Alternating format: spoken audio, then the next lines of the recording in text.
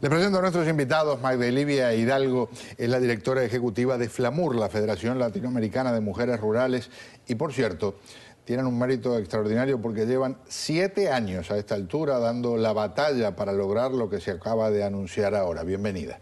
Un gusto. Muy, pero muy amable. Emilio Morales es el titular, la máxima autoridad del Havana Consulting Group, un punto de referencia para académicos, para empresarios, para todo lo que tiene que ver con la actividad económica en Cuba y desde y hacia Cuba. Muy buenas noches y bienvenido. Primero, en términos prácticos, ¿qué representa esto? ¿Qué tiempo piensa va a llevar? Bueno, de entrada el tiempo no lo dicen. Entonces, el impacto va a ser grande en la sociedad cubana. Imagínate, 11.2 millones de cubanos acostumbrados a vivir por 20 años con 2 monedas.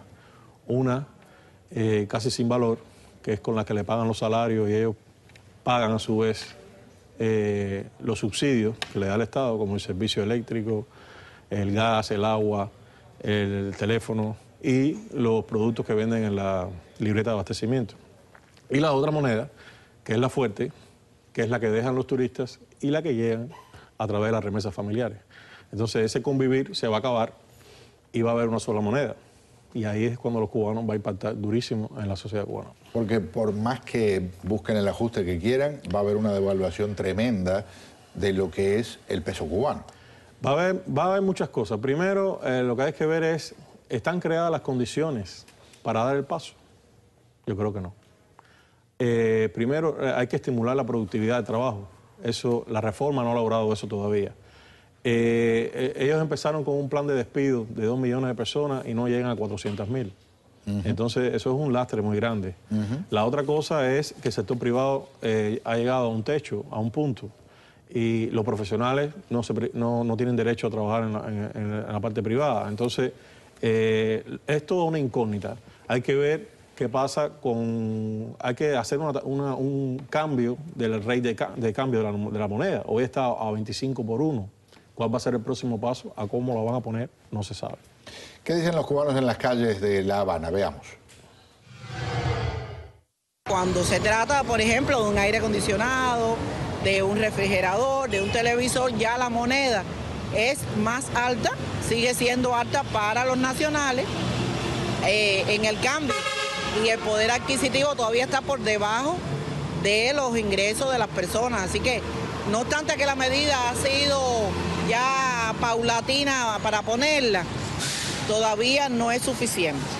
En estos problemas económicos son complejos. En la situación que vive el país, bloqueado, en fin, la situación económica, difícil. Y ya esto es alentador, porque esto es una necesidad del país. Me encanta el contraste, ¿verdad? Ni sabe lo que está diciendo, porque el país bloqueado, Cuba sola se ha bloqueado en una cantidad de aspectos, y entonces por otro lado dice que es alentador, y lo que se avecina es terrible para cubanos que en algunos casos tal vez lo incluyan a él. ¿Cómo la ve, señor Hidalgo? Bueno, yo lo veo como opositora, lo veo como una victoria lograda por la oposición, una iniciativa de la FLAMUR, que es la Federación Latinoamericana de Mujeres Rurales. Ya los decías que son 6 años, pero 6 años donde ha sido una campaña con consecuencias. Es decir, la primera fue la recogida de las firmas, se han entregado más de 41.000 firmas a la Asamblea, que no son 2, 3 firmas, son 41.000 firmas entregadas a la Asamblea. Sabemos que no iban a responder y precisamente exigimos la segunda parte, que fue una encuesta a nivel nacional sobre la discriminación y la dualidad monetaria, el cese de la dualidad. Y la tercera fase, la más exigente, que son las acciones cívicas, los plantones, entrar al restaurante, entrar a una farmacia, a cualquier establecimiento, sentarse, adquirir el producto y pagarlo en moneda nacional, porque al pueblo de Cuba se le paga en moneda nacional, no en CUC. Y debemos trabajar precisamente asignados a los derechos básicos que le duelen al pueblo de Cuba. Y ese es un tema muy, pero muy controversial, porque no se recogen 41.000 firmas dentro de la oposición. Quiere decir que el pueblo tiene descontento y que el pueblo sabe que cómo voy a hacer una cola en una cadeca, porque si yo quiero comprar un refresco, yo lo compro con mi salario. No, a mí no me pagan en CUC, a mí me pagan dentro de Cuba con moneda nacional. Y entonces ahí contamos con una serie de organizaciones, el Partido Republicano de Cuba, Impacto Juvenil Republicano, muchas organizaciones pero también contamos con el pueblo, porque en esos plantones venían y se sentaban en parejas, como lo hizo Martin Luther King aquí cuando lo tuvo que hacer en Memphis, pero también contamos con el pueblo que venía y decía que qué pasaba y preguntaba, ¿y quiénes son ustedes? ¿Y qué están haciendo? Y es la explicación que tú le tienes que dar a las personas para que conozcan que tienen derecho a exigir que se te pague con una sola moneda, exigir el derecho que cese la discriminación y que económica. Trabajo formidable para poder llegar a decenas de miles de firmas en ese caso. Cuando hablamos de el cubano promedio, y en un escenario realista desde el punto de vista económico, el impacto, sobre todo para alguien que, por ejemplo, no reciba dinero del exterior, puede ser devastador. Sí, sobre todo la población más vulnerable son los ancianos, que no tienen familia, que viven de un retiro de 160 pesos, 120 pesos, que eso no es nada. 120 pesos no puede pagar ni 5 días de electricidad, vaya. O sea que en la práctica, para muchas, en este caso podemos hablar tranquilamente de cientos de miles de personas que están retirados, cuando hablamos de 11 millones de habitantes. Hablando de millones de personas, de 2 o 3 millones de personas. Esto puede generar que si no se busca algo gradual para llevar ese proceso. Yo creo que ellos no van a hacer el cambio tan apresuradamente.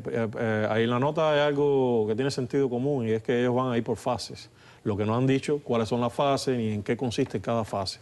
La primera va a ser dirigida al sector empresarial, y va a haber un reordenamiento del aparato contable del Estado. Tienen que arreglar todos los sistemas contables, capacitar a todos los contadores. Todo eso es un proceso que no se hace en 15 días. Eso probablemente se demore un año. Después que pasen a esa fase, mientras en el medio de esa fase ellos pueden hacer una transformación en el cambio de la moneda. Hoy está 25-1, lo pueden poner, digamos, 18-1 y pueden ir pulsando a ver cuál es la reacción de la sociedad. Entonces, y poco a poco van ajustando, porque eso es una terapia de choque, aunque ellos digan que no. Claro. Es una terapia de choque dura. No, y lo extraordinario es que una revolución que se basó en buscar, según ellos, la igualdad, y en realidad en la práctica lo que hizo es igualar hacia abajo y generar destrucción social, ahora se enfrenta a tomar medidas que son capitalistas, medidas en las que tendrán que depender de cómo reacciona el mercado. No deja de ser irónico. No deja de ser irónico. Y además vemos otra cosa. Ellos se están enfrentando a una realidad que no ha sido porque ellos han querido. En primera, como régimen, se ven obligados a hacer esto, a pesar de que no cuentan, como él decía, no cuentan con nada. Pero también dentro de la sociedad civil han tenido una gran presión. Y la presión por parte de FLAMUR no va a quedar aquí. Ahora ellas están en la 4ª fase de esta campaña con la misma moneda, es que suban los salarios y que bajen los precios, porque él decía algo que es muy importante. De nada te sirve que me dejen salir al exterior, pero ¿quién me lo va a pagar? Se lo estamos pagando nosotros. Claro. O los pensionados, ¿cómo viven una persona de la tercera edad en Cuba? Que no le alcanza ni para los 5 días. La libreta de racionamiento. Nosotros hemos puesto documentales aquí en el programa hablando de personas de la tercera edad que hacen llorar a la distancia. Gente que no vive, básicamente sobrevive. Y milagrosamente. Pero no solo eso, lo más difícil de este proceso de unificación monetaria es la eliminación de los subsidios. Ellos en la nota dice que no van a eliminar los subsidios, pero es que tienen que hacerlo, si no, no pueden hacer la unificación monetaria. Entonces ahí es donde la lista de subsidios es larga. Y eso es lo que puede generar las manifestaciones en la calle, porque eso es lo que le pagan, la electricidad, el gas, la misma libreta de racionamiento. No, y los servicios de salud, la salud, el transporte, los medicamentos. Ahí puede haber un estallido social. ¿Con qué van a pagar todas las materias primas para producir los medicamentos si no hay una producción que respalde $1? Porque ellos tienen que comprar eso en el mercado mundial en dólares. Lo que vamos a tener que pasar un tiempo respetable hablando del asunto porque, como decía Emilio Morales, puede ser que nada más implementar el primer capítulo lleve un año. Un gusto tenerlos aquí. Muchísimas gracias. Un gusto. Muy, pero muy amable. Redondeamos este capítulo con lo que encontramos aquí en las calles del sur de la Florida. Hablando de este tema, precisamente, está La Voz del Pueblo. Me parece buena idea. Buena idea porque por lo menos ya, a ver si dejan el dólar o el chavito, pero 3 monedas no puede haber allá. El problema de Cuba es el problema del sistema, no es de la moneda. La gente no tiene cerebro, no piensa, siguen con la misma bobería, creyéndole al gobierno que se va a hacer cambio, que se va a hacer esto. No va a hacer nada. Por lo menos van a tener algo en las manos. Cuando valen un 20 pesos, van a ser 20 pesos que van a tener valor. para ellos poder comprar sus cosas que bastante falta le hace. Ya veremos y por supuesto lo reportaremos. Una pausa por la causa al regresar. Y este invento en Venezuela de que van a enviar presos de ese país a Cuba a procesos de rehabilitación, ¿de qué estamos hablando? Lo investigamos en minutos.